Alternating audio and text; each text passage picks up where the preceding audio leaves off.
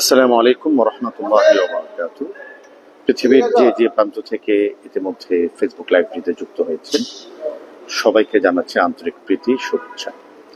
আজকে ঢাকাবাসীর জন্য একটি অত্যন্ত আনন্দের দিন এই কারণে আমি বলবো যে আজকে ঢাকার ধানমন্ডি মসজিদুত তাকওয়াতে 3 দিন ব্যাপী একটি সিরাত আয়োজনের সূচনা হলো। আনুষ্ঠানিকভাবে আমরা 10টা থেকে উদ্বোধন করবেন মসজিদুত তাকওয়ার সম্মানিত সভাপতি এবং সম্মানিত বাণিজ্য উপদেষ্টা জনাব বশিরউদ্দিন আহমেদ সাহেব। তিনি এটির উদ্বোধন করবেন। এর সঙ্গে উপস্থিত থাকবেন মসজিদের সম্মানিত খতিব মাওলানা মুফতি সাইফুল ইসলাম, মসজিদ কমিটির সদস্যবৃন্দ এবং সিরাত প্রেমী অসংখ্য মানুষেরা। আপনারা যেটি দেখতে পাচ্ছেন এটি হলো মসজিদুত তাকওয়ার 4র্থ তলায়। আমরা আজ থেকে 1500 বছর আগে মসজিদে নববী এবং রাসূল করিম সাল্লাল্লাহু আলাইহি ওয়াসাল্লামের গৃহ এবং এক কথায় মদিনা কেমন ছিল সেটি আমরা দেখানোর চেষ্টা করেছি। আপনি এখানে আসলে কিছু সময়ের জন্য মনে হবে যে আপনি ঢাকায় নয় বরং আপনি মদিনায় রয়েছেন, এবং এটি 2025 সালে নয় বরং আপনি আজ থেকে 1000 বছর আগে মদিনায় আপনি অবস্থান করছেন। এই জন্য লাইভটির শুরুতে আমি আবার বলে নিচ্ছি, যারা ঢাকায় আছেন তারা যেন এই আয়োজনটি থেকে বঞ্চিত না হন, এবং ঢাকার বাইরে থেকেও মেহেরবানি করে স্কুল, প্রতিষ্ঠান, একাডেমি, সিরাত গবেষক যে যেভাবে কাজ করছি আমরা যেন এই অসাধারণ ফেস্টিভ্যালটি অন্তত দেখি। আমার ধারণা বাংলাদেশে এটি প্রথম। আপনারা দেখতে পাচ্ছেন যে আমি যদি একটু শুরু থেকে আপনাদেরকে দেখানোর চেষ্টা করি, এটা হলো এন্ট্রান্স দুখুল মিন হেনা। এই জায়গা দিয়ে আপনারা প্রবেশ করবেন। প্রবেশ করার পরেই মদিনা হলো সবুজ, সেই সবুজাব একটি দৃশ্য আমরা এখানে রেখেছি। একটুকু সবুজ আপনাকে আমন্ত্রণ জানাবে। এরপর আপনি প্রবেশ করলেন এই ফেস্টিভ্যালের অংশে, সিরাত আয়োজনের এই নীল আকাশের নিচে খেজুর বৃক্ষের ছায়ায়। এই অংশটি আমরা এখন যেটা দেখতে পাচ্ছি এটি হলো আরবদের তাঁবুগুলো যেমন হতো, এটি এখন আমাদের কিছু কাজ বাকি। 10টায় আমাদের উদ্বোধন হবে, শেষ সময়ের সমাজে চলছে। আমরা ইকবাল ভাইকে খুব ছুটে চলতে দেখছি।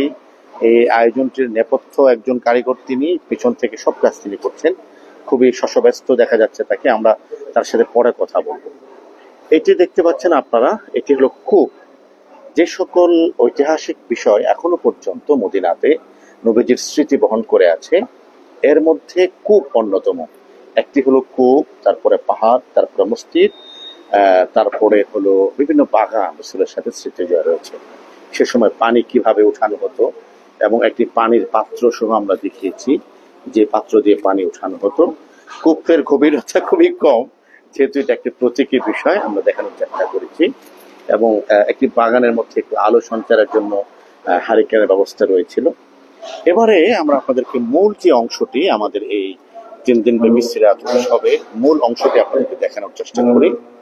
এটা হলো রাসূল করিম সাল্লাল্লাহু আলাইহি ওয়াসাল্লাম মসজিদে নববী যেমনটা ছিল আমরা সেটা দেখানোর চেষ্টা করেছি। 6টি উস্তানা আছে, উস্তানাগুলো আপনাদেরকে আমরা দেখাচ্ছি, এবং একেবারে খেজুর গাছের মধ্যে উস্তানাগুলো স্থাপিত হয়েছে।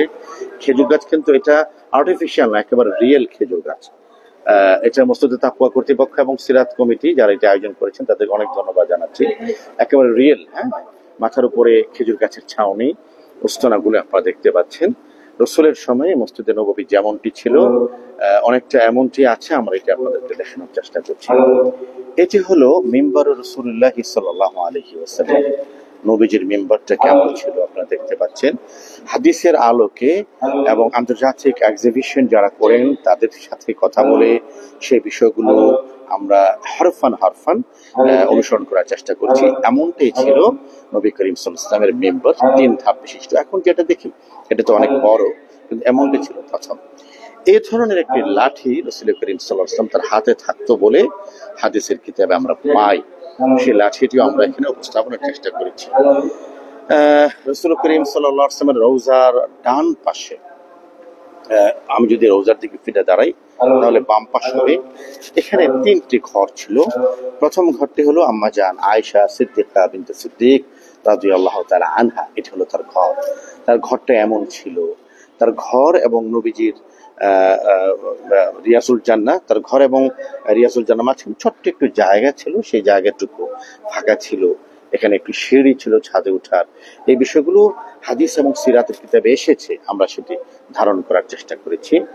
এটি একটু মদিনার পিছন দিকে একটু সম্পদশালী লোকদের ঘর যেমন ছিল সেটা আমরা দেখাতে চেয়েছি এখানে।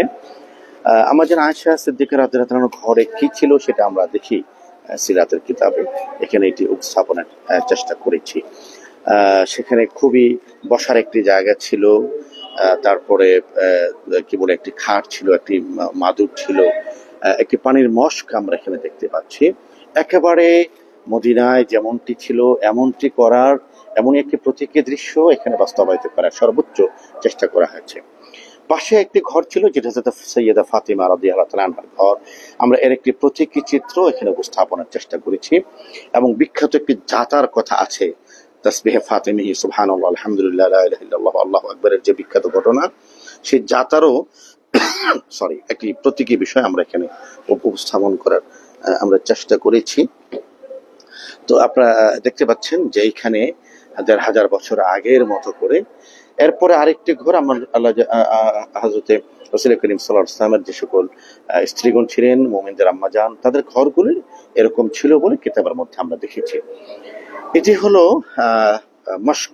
মস্ক মানে হলো যেটা দিয়ে পানি পান করা হতো এবং মস্ক এভাবে ঝুলিয়ে রাখা হতো, তার একটি চিত্র আমরা এখানে দেখাতে পেরেছি আপনাদেরকে। এবং এটি হলো আরেকটি বীর, বীর মানে কূপ, দুটো কূপ আমরা এখানে দেখেছি। তো সব মিলে এটা ছিল আমাদের চমৎকার আয়োজন। আমি এই কথাটি আবারও বলবো, যারা ঢাকায় আছেন তারা যেন এই 3 দিন ব্যাপী আয়োজনটি থেকে বঞ্চিত না হন কোনোভাবেই। ঢাকার ইতিহাসে, আমি বলতে চাই বাংলাদেশের ইতিহাসে এই প্রথম আয়োজন এটি, অবশ্যই আসবেন।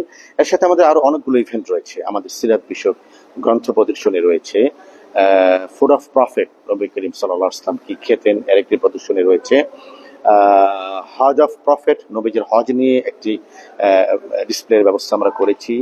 বাচ্চাদের জন্য একটি 3D শোর মাধ্যমে তারা যেন ১,৫০০ বছর আগে সেই সময়ের মদিনা দেখতে পারে তার একটি আয়োজন আমরা করেছি। ভিআর এর মাধ্যমে আমরা মক্কা মদিনা দেখানোর ব্যবস্থা করেছি। নানা আয়োজন মিলে আমাদের এই আয়োজনটি তার উপস্থাপনার পসরা সাজিয়েছে মসজিদুত তাকওয়া সোসাইটিতে। তো প্রিয় দর্শক, আর দেরি নয়, আজকে 10টা থেকে উদ্বোধন হতে যাচ্ছে আমাদের। যারা সিরাত পড়েন, সিরাত নিয়ে ভাবেন, সিরাতকে খুব কাছ থেকে অনুভব করতে চান, আমি বলবো তাদের জন্য মসজিদুত তাকওয়ার এই আয়োজনটি অসাধারণ। তো আপনাদের জন্য অপেক্ষায় আছি। সবাইকে জাযাকুমুল্লাহ খায়ের। লাইভটি আপনি দেখুন এবং শেয়ার করুন যাতে অন্যরাও জানতে পারে। মসজিদুত তাকওয়া থেকে আপনাদের ভাই। আসসালামু আলাইকুম ওয়া রাহমাতুল্লাহি ওয়া বারাকাতুহু।